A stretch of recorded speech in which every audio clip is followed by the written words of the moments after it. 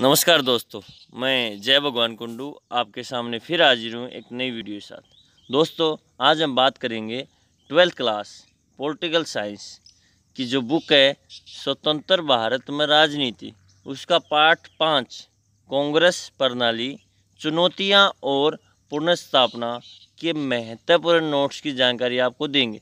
दोस्तों, उम्मीद करता हूँ कि आप सभी स्वस्थ होंगे और खुश होंगे। दोस्तों, अगर अब तक आपने ओम ज्ञान कुंडू को सब्सक्राइब नहीं किया तो कर दीजिए, और ताकि आपको आने वाली वीडियो की जानकारी मिल सके।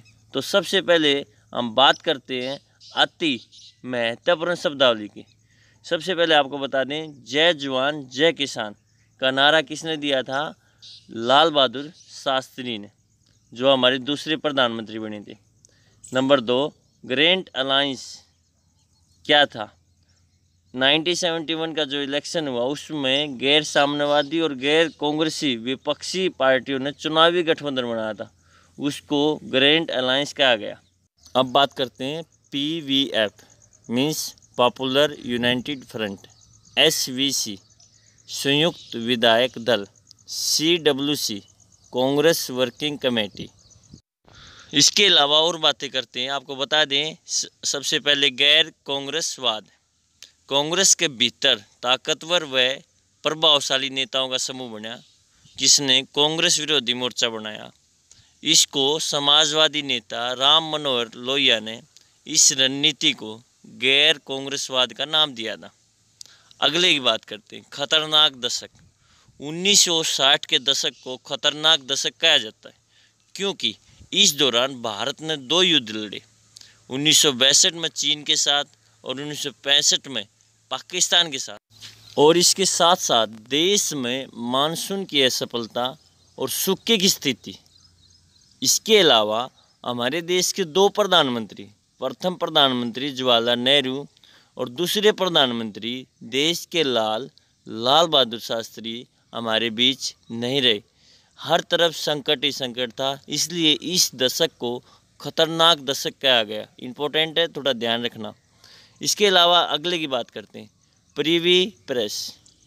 देशी रजवाड़ों का विलय भारतीय संघ में करने से पहले सरकार ने रियासतों यानी रजवाड़ों के तत्कालीन शासक परिवार को एक फिक्स या निश्चित मात्रा में निजी संपत्ति रखने का अधिकार दिया और सरकार की तरफ से कुछ विशेष भत्ते देने का भी आश्वासन दिया गया।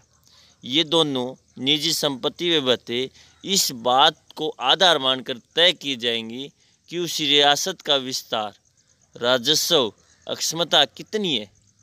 इसी प्रक्रिया को, इसी व्यवस्था को प्रिवी प्रेस कहा गया, जो कि इंदिरा गांधी ने इसको हटा दिया था। राजनीतिक उत्तराधिकारी की चुनौती। मई 1964 में जवाहरलाल नेहरू की मृत्यु के बाद लाल बहादुर शास्त्री, जो 1967 तक देश के प्रधानमंत्री बने, शास्त्री जी का 10 जनवरी 1966 को ताशगंज में निधन हो गया। शास्त्री की मृत्यु के बाद मोरारजी देसाई और इंदिरा गांधी के मध्य राजनीतिक उत्तराधिकारी के लिए संघर्ष हुआ। वह इंदिरा गांधी को प्रधानमंत्री बनाया गया। सिंडिकेट ने इंदिरा गांधी को अनुभवहीन होने के बावजूद प्रधानमंत्री बनाने में समर्थन दिया, ये मानकर कि वे दिशा निर्देशन के लिए सिंडिकेट पर निर्भर रहेगी। आपको बता दें, जवाहरलाल नेहरू 1946 में देश के प्रधानमंत्री बने थे, 1964 तक रहे थे। चौथा आम चुनाव 1967, मानसून की असफलता, व्यापक सूखा, विदेशी मुद्रा भंडार की कमी, निर्यात में गिरावट और अन्य खर्चे में बढ़ोतरी से देश में आर्थिक संकट की स्थिति थी। विपक्षी दलों ने जनता को लामबंद करना शुरू कर दिया, इकट्ठा करना शुरू कर दिया। ऐसी स्थिति में अनुभवहीन प्रधानमंत्री का चुनाव का सामना करना एक बड़ी चुनौती थी। चुनाव के नतीजे को राजनीतिक भूकंप की संज्ञा दी गई। कांग्रेस पार्टी उत्तर प्रदेश, पंजाब, हरियाणा, बिहार, पश्चिम बंगाल, उड़ीसा, मद्रास व केरल में सरकार नहीं बना सकी। ये राज्य भारत के किसी एक भाग में स्थित नहीं थे। इसके अलावा संयुक्त विधायक दल पर विशेष बात बताएं आपको, 1967 के चुनाव के बाद राज्यों में गठबंधन की एक नई परिघटना सामने आई। गैर कांग्रेसी पार्टियों ने एकजुट होकर एसवीडी यानी संयुक्त विधायक दल बनाया। पंजाब में बना एसवीडी की सरकार को पॉपुलर यूनाइटेड फ्रंट कहा गया। दल बदल से आप क्या समझते हैं? दल बदल जब कोई जनप्रतिनिधि किसी खास दल के चुनाव चिन्ह पर चुनाव जीत जाए और चुनाव जीतने के बाद उस दल को छोड़कर दूसरे दल में शामिल हो जाए, इसे दल बदल कहते हैं। 1967 के चुनाव के बाद हरियाणा में कांग्रेस के एक विधायक ने, जिसका नाम गयालाल था, 15 दिन में 3 बार पार्टी बदली। उनके नाम से ही आया राम गया राम का मुहावरा बना। इसके बाद तो दल बदल की जो समस्या बढ़ती चली गई। इसको देखते हुए देश के सबसे युवा प्रधानमंत्री राजीव गांधी ने 1985 में दल बदल विरोधी कानून बनाया और संविधान में 10वीं अनुसूची को जोड़ा गया। आपको बता दें, जब संविधान बना 8 अनुसूची थी और अब बढ़ के 12 अनुसूची हो चुकी हैं। कानून बनने के बावजूद भी दल बदल की जो समस्या है वर्तमान में भी देखने को मिलती है।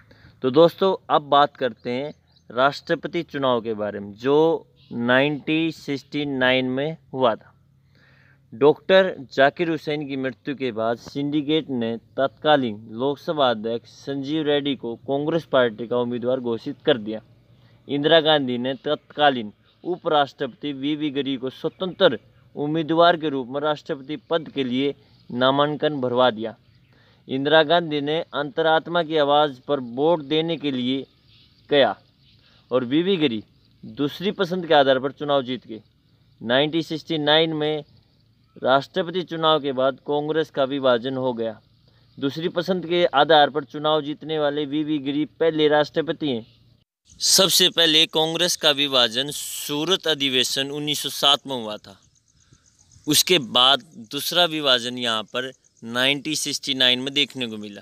सिंडिकेट व इंदिरा गांधी के मध्य बढ़ते मतभेद व राष्ट्रपति चुनाव 1969 में इंदिरा गांधी समर्थित उम्मीदवार वीवी गिरी की जीत व कांग्रेस के आधिकारिक उम्मीदवार अंश संजीव रेड्डी की हार से कांग्रेस को 1969 में कांग्रेस का विभाजन की जो चुनौती उसको झेलना पड़ा। कांग्रेस 2 भागों में बटी। कांग्रेस ओ ओल्ड जो पुराने जो नेता थे वो उसमें चले गए, सीनियर जो नेता थे, और किसको सिंडिकेट ग्रुप कहा गया। कांग्रेस आर इंदिरा गांधी ग्रुप में विभाजित हो गई। अब बात करते हैं सिंडिकेट के नेता और राज्य। ये सिंडिकेट के जो कांग्रेस के जो सीनियर नेता थे उनके नाम है के कामराज मद्रास से थे, एस के पाटिल बम्बई से, के एस निजलंगप्पा मैसूर से जो वर्तमान में कर्नाटक कहा जाता है, एन संजीव रेड्डी आंध्र प्रदेश से, अतुल घोष पश्चिम बंगाल से। ये 5 कांग्रेस के सीनियर नेता थे। किससे? इंदिरा गांधी के साथ इनकी अनबन हो गई और इन्होंने अपना एक अलग ग्रुप बना लिया। उसी ग्रुप को सिंडिकेट ग्रुप कहा गया है। तो दोस्तों, ये बहुत इम्पोर्टेंट है। और इसके अलावा आपको और बता दें, 1971 के चुनाव में गैर साम्यवादी और गैर कांग्रेसी विपक्षी पार्टियों ने चुनावी गठबंधन ग्रैंड अलायंस बनाया। इंदिरा गांधी ने सकारात्मक कार्यक्रम रखा और गरीबी हटाओ का नारा दिया, जबकि ग्रैंड अलायंस ने इंदिरा हटाओ का नारा दिया। 1971 के चुनाव में इंदिरा गांधी ने अपने जनाधार की खोई हुई जमीन को पुनः प्राप्त कर लिया। इंदिरा गांधी का गरीबी हटाओ का जो नारा इतना प्रसिद्ध हुआ कि वो दोबारा चुनाव में ज़बरदस्त तरीके से जीत गई। सभी जो गरीब थे उसके साथ शामिल हो गए। इसके अलावा दोस्तों, इसका परिणाम क्या रहा? कांग्रेस आर जो इंदिरा गांधी पार्टी थी, इसके साथ साथ सीपीआई जुड़ी हुई थी, दोनों ने मिलकर 375 सीट जो जीती थी। गठबंधन था इन दोनों का, जिसमें कांग्रेस ने 352 और सीपीआई 23। इसके अलावा कांग्रेस 100 जो सिंडिकेट ग्रुप था उसको सिर्फ और सिर्फ केवल 16 सीट मिली। इसके अलावा जो ग्रैंड अलायंस जो अलग अलग पार्टियों का मिलकर बना था उसको 40 से भी कम सीट मिली। तो इंदिरा गांधी की 5 उंगली गेम है। अब बात करते हैं कांग्रेस प्रणाली का पुनर्स्थापन। 1971 के चुनाव के बाद कांग्रेस पूर्णतः अपने सर्वोच्च नेता की लोकप्रियता पर आधारित थी। कांग्रेस का विभिन्न मतों के हितों को एक साथ लेकर चलने वाली पार्टी नहीं थी। ये कुछ सामाजिक वर्ग जैसे गरीब, महिला, दलित, आदिवासी वे अल्पसंख्यकों पर निर्भर थी। इंदिरा गांधी ने कांग्रेस को पुनर्स्थापित कर दिया, परंतु कांग्रेस प्रणाली की प्रकृति को बदलकर पार्टी का संगठित ढांचा अपेक्षाकृत कमजोर था। लेकिन उस समय ये नारा दिया गया, इंडिया इज इंदिरा और इंदिरा इज इंडिया। तो इंदिरा हर जगह लोकप्रिय हो चुकी थी। एक अंक वाले महत्वपूर्ण प्रश्न उत्तर। इंदिरा गांधी को प्रधानमंत्री बनवाने में किसने सबसे महत्वपूर्ण भूमिका निभाई? तो इसका आंसर है सिंडिकेट। नंबर 2, इंदिरा गांधी प्रधानमंत्री बनने से पूर्व किस राजनीतिक पद पर कार्यरत थी? तो उससे पहले थी सूचना और प्रसार मंत्री। नंबर 3, किस गैर कांग्रेसी दल को किसी राज्य में पूर्ण बहुमत मिला? वो मिला था मद्रास में, राज्य का नाम है, और जो इसको तमिलनाडु कहते हैं अब, वहाँ की जो पार्टी थी द्रविड़ मुनेत्रन कड़म की सरकार बनी थी। तो दोस्तों इंदिरा गांधी जो थी प्रथम महिला विदेश मंत्री बनी थी, प्रथम महिला प्रधानमंत्री बनी। तो इसके अलावा और जानकारी दें आपको, 1960 के चुनाव परिणाम ने किस प्रकार की राजनीति को जन्म दिया? इन चुनावों ने गठबंधन की जो राजनीति है उसको जन्म दिया था। दोपहर का भोजन स्कूली बच्चों के लिए ये योजना किसने लागू की? ये योजना लागू की थी के कामराज ने। 1969 के राष्ट्रपति पद के चुनाव के दौरान कांग्रेस अध्यक्ष कौन थे? वो थे, उनका नाम था निज लिंगप्पा।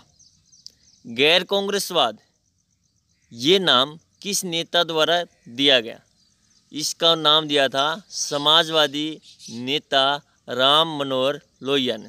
आपको बता दें जो समाजवादी जो पार्टी बनी हुई है, जो मुलायम ने बनाई थी, वो भी इसी को विचारधारा के ऊपर आधारित है। इसके अलावा कुछ अति महत्वपूर्ण प्रश्न और उत्तर। चौथे आम चुनाव को राजनीतिक भूकंप की संज्ञा क्यों दी गई? इसका आंसर है क्योंकि इन चुनावों में कांग्रेस पहली बार एक साथ कई राज्यों में सत्ता से बाहर हो गई थी। दूसरा प्रश्न, राजनीतिक गठबंधन क्या है और भारत में इसकी शुरुआत कब हुई? इसका आंसर है विभिन्न राजनीतिक दलों द्वारा चुनाव पूर्व या चुनाव के बाद किया गया आपसी समझौता राजनीतिक गठबंधन कहलाता है, जिसका उद्देश्य सरकार का निर्माण करना होता है। भारत में इसकी शुरुआत 1967 के बाद हुई। आपको यहाँ जानकारी दे दूँ, भारत में गठबंधन सरकार का जो काल है वो 1989 से लेकर 2014 तक माना जाता है। 2014 में नरेंद्र दास दामोदर मोदी जो पूर्ण बहुमत के उसमें सरकार इन्होंने बनाई थी। उसके अलावा 2019 में भी बहुमत की सरकार। अब बात करते हैं 1970 के दशक में इंदिरा गांधी क्यों लोकप्रिय हुई? 1971 के भारत पाक युद्ध में भारत की विजय, जिसमें बांग्लादेश का उदय हुआ था। इसके अलावा गरीबी हटाओ की राजनीति जो लोकप्रिय हुई। इसके अलावा प्रिवी प्रेस की समाप्ति कर दी गई। गरीब और भूमिहीन किसानों की रक्षा में सामने आई। बैंकों का 14 बैंकों का राष्ट्रीयकरण कर दिया गया था। भूमि सुधार किया गया। इसके अलावा अब आपको इंदिरा गांधी को के बारे में कुछ जानकारी भी दे दें। इंदिरा गांधी जवाहरलाल नेहरू जो प्रथम प्रधानमंत्री है उसकी बेटी। 19 नवंबर 1917 में इसका जन्म हुआ था। 31 अक्टूबर 1984 में उनकी हत्या हुई और 1959 में 1959 में उन्हें कांग्रेस अध्यक्ष चुना गया। 1966 से लेकर 1977 तक लगातार देश की पीएम प्रधानमंत्री थे। 1975 से लेकर 1977 तक देश में आपातकाल लगाया और दोबारा 1980 से 1984 तक देश की प्रधानमंत्री रही इंदिरा गांधी। चौथे आम चुनाव के समय भारत की क्या स्थिति थी?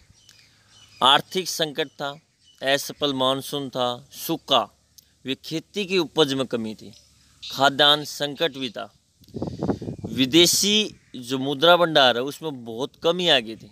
इसके अलावा युद्ध हुआ था पाकिस्तान के साथ 1971 में, कि इसमें भारत की विजय हुई थी और बांग्लादेश एक नए देश के रूप में अस्तित्व में आया था, उसमें सैन्य जो खर्च है उसमें बढ़ोतरी हुई। तो चौथा आम चुनाव भारत के लिए बहुत ही कठिन का जो समय था, उस समय हर तरफ समस्या ही समस्या थी। इसके अलावा कांग्रेस ने 1969 में हुए चुनाव विभाजन के कारण, स्पष्ट कीजिए, 1969 का राष्ट्रपति चुनाव हुआ था। नंबर 2, 14 बैंकों का राष्ट्रीयकरण कर दिया गया था। नंबर 3, प्रिवी प्रेस जैसे मुद्दों पर तत्कालीन वित्त मंत्री मोरारजी देसाई से ज़्यादा मतभेद हो गए थे इंदिरा गांधी के। इसके अलावा चौथा, सिंडिकेट व युवा तुर्क मतभेद हो गया था। पाँचवा, इंदिरा गांधी की समाजवादी नीतियाँ थी। नंबर 6, इंदिरा गांधी का कांग्रेस से निष्कासन, उसको निकाल दिया था। नंबर 7, इंदिरा गांधी द्वारा सिंडिकेट को महत्व न देना। दक्षिणपंथी और वामपंथी विषय पर कल है। कांग्रेस प्रणाली की पुनः स्थापना के बाद बनी कांग्रेस और पहली कांग्रेस किन अर्थों से अलग प्रकृति की थी, स्पष्ट करें। नंबर 1, राष्ट्रीय हितों की अवहेलना। नंबर 2, राजनीतिक अस्थिरता। नंबर 3, अवसरवादिता को बढ़ावा। नंबर 4, मतदाताओं से विश्वासघात। नंबर 5, प्रशासन में ढील यानी अलोकतांत्रिक हो कर दिया था। अगला है राजनीति में मतदाताओं की बढ़ती उदासीनता। दोस्तों, ये था कांग्रेस प्रणाली की पूर्ण स्थापना के बाद बनी कांग्रेस में उसकी अलग प्रकृति में अंतर। इसके अलावा आपको बता दें, 1967 के आम चुनाव के बाद भारत की आर्थिक और राजनीतिक स्थिति का वर्णन करें। 1967 के बाद भारत की आर्थिक और राजनीतिक जो स्थिति थी वो अत्यंत दयनीय थी। नंबर 1, गंभीर खाद्यान्न संकट था। नंबर 2, विदेशी मुद्रा भंडार में कमी थी। नंबर 3, औद्योगिकरण, उत्पादन और निर्यात में कमी। नंबर 4, सैन्य खर्चों में बढ़ोतरी। नंबर 5, देश में बंद व हड़ताल की स्थिति हो गई थी। नंबर 6, व्यापक जन असंतोष, जनता में असंतोष फैल गया था। नंबर 7, आर्थिक विकास व नियोजन में कमी। दोस्तों, आज के लिए इतना ही। हम जल्द हाजिर होंगे एक नई वीडियो के साथ। तब तक आप सभी को पूरी वीडियो देखने के लिए आपको धन्यवाद, और अपना जो फीडबैक है, अपना जो सजेशन है और ज़रूर दें, ताकि हम अपनी वीडियो में और इम्प्रूवमेंट कर सकें। तो दोस्तों, नमस्कार, प्रणाम, जय हिंद, जय भारत।